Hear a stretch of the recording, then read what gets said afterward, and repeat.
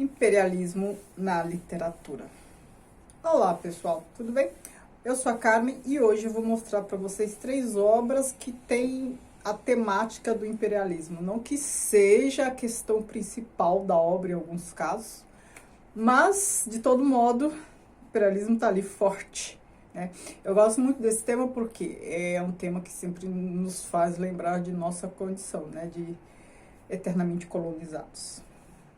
Antes de começar a falar dos livros, das obras, eu vou pedir para você se inscrever neste canal, caso ainda não seja inscrito, e que me siga lá no Instagram, o Que Vi do Mundo, que curta este vídeo, compartilhe, comente, essas coisas todas de engajamento.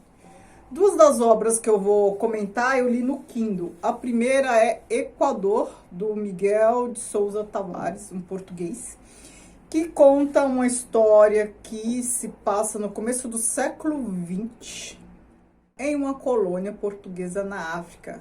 Agora, São Tomé e Príncipe, é isso. Eu sabia que não era nem Moçambique nem Angola, já estava me esquecendo. São Tomé e Príncipe. O que temos aqui de interessante? A gente está aqui num período em que já não havia escravidão oficialmente no mundo, certo? Até o Brasil, que foi o último a abolir a escravatura, já tinha, em 1888, já assinado a Lei Áurea. Então, não era para existir. A gente tinha também a Inglaterra como uma grande fiscalizadora, né, das práticas de escravidão, não oficiais, inclusive, porque a gente já sabe, a Inglaterra tinha um interesse econômico aí com a abolição da escravatura no mundo inteiro e acabava fiscalizando onde ela podia fazer isso. Claro, fiscalizar Portugal ela podia perfeitamente, né? Portugal era um país que tinha a Inglaterra como um grande credor. Então, a gente está aqui num período que Portugal era um grande devedor da Inglaterra e tinha que cumprir todos os acordos, né? E por isso não só tinha que cumprir todos os acordos, mas tinha que prestar contas, inclusive. Ele poderia sofrer sanções, já que estava aí sempre em débito com a Inglaterra. Então, nessa situação, um fidalgo lá de Portugal se envolveu lá com uma mulher casada, depois vai para São Tomé e Príncipe ser governador lá. Lá ele percebe algumas práticas, assim, escusas não oficiais de escravidão, ele começa a investigar. E aí depois também vai para lá uma espécie de cônsul inglês fazer esse serviço, assim, de fiscalização. Os dois se tornaram amigos e aí já ficou uma situação um pouco esquisita, né? Mas ele... eram amigos, mas um tinha meio que a função de fiscalizar o outro. Ficou uma situação assim, um pouco delicada, né? Outras coisas também aconteceram ali que deixou a amizade dos dois assim, um pouco estremecida e tal. É um livro do qual eu gostei bastante. Eu não tenho um vídeo específico sobre ele, não sei porque eu não fiz, mas de todo modo não fiz e não vou fazer agora porque as coisas já não estão nem tão frescas mais em minha mente.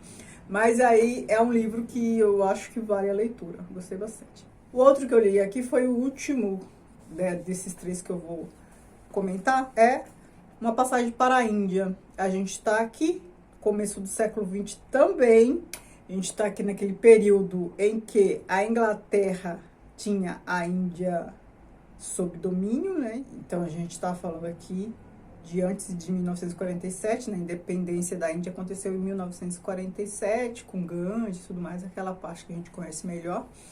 E aqui a gente tem indianos, né, colonizados.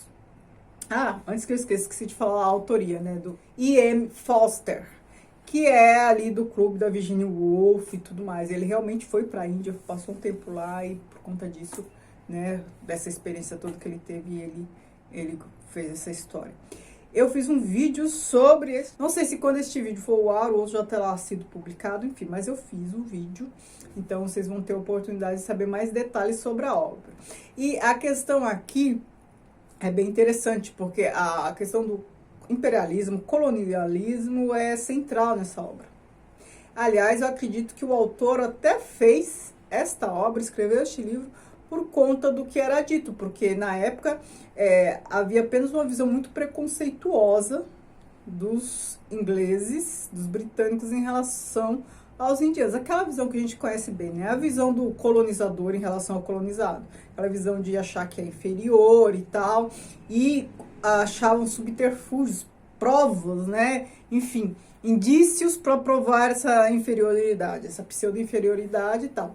Aí o Foster faz essa obra que questiona algumas coisas, né?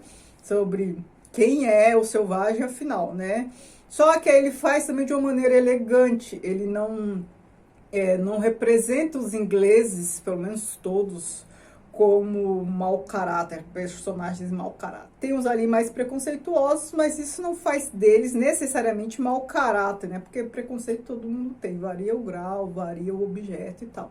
Mas, e outros que reconhecem o erro, outros que não são preconceituosos, enfim. Tem ali uma gama de perfis, tanto de um lado quanto de outro. Então, tanto do lado dos ingleses quanto do lado dos indianos. Mas fica evidente que os indianos são vitimizados mesmo por conta dessa condição. É um livro bem interessante, eu gostei de ler. E o outro, Lord Jim, do Joseph Conrad. Joseph Conrad é aquele que escreveu No Coração das Trevas. Aqui a gente está, né, de novo, numa situação de imperialismo. Inclusive, o autor escreveu, pelo menos as obras mais famosas dele, são nessa condição, porque era a condição do momento em que ele vivia. Né? A gente estava falando de partilha da África, século XIX, né? Aqui é século XIX, os outros dois comecinhos do século XX, mas ainda assim o mesmo clima. Então, partilha da África, e os ingleses iam explorar. Então, assim, são romances, normalmente de navegação, né? Porque era o meio de transporte da época e tal, e de buscar matéria-prima e tal. Então, tinha muitas idas e vindas de embarcações. Então, assim, nesse naipe nós temos esse livro, nós temos Robinson Crusoe e a gente tem outros, né? O inglês que vai explorar as terras selvagens e tal. Aqui, neste caso, o Lord Jim, ele é um capitão aqui de uma embarcação de navio e ele comete um erro, né? E esse erro o estigmatiza pelo resto da vida, né?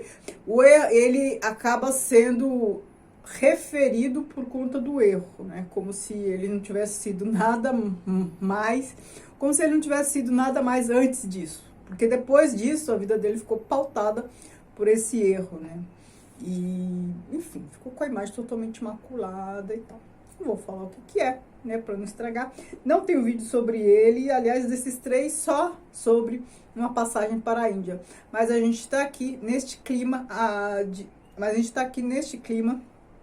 de imperialismo e, embora aqui nesta obra não seja tão evidente, dessas três obras, nesta aqui do Lord Jim, o imperialismo ele é menos evidente, ele não estabelece ali, ele não é essencial ao enredo, mas a condição de navegar, ele cometeu o erro, essa situação de capitão de embarcação, é a situação daquele contexto, é um momento histórico em que eles faziam essas viagens por conta dessa condição econômica ali posta, né? Então, o imperialismo está aqui no segundo plano, não tem o peso que tem nas outras obras, mas ainda assim está aqui, certo?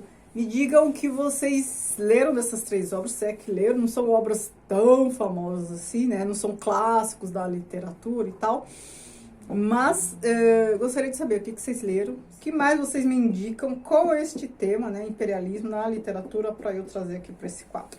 Eu vou adorar saber. Muito obrigada, beijos.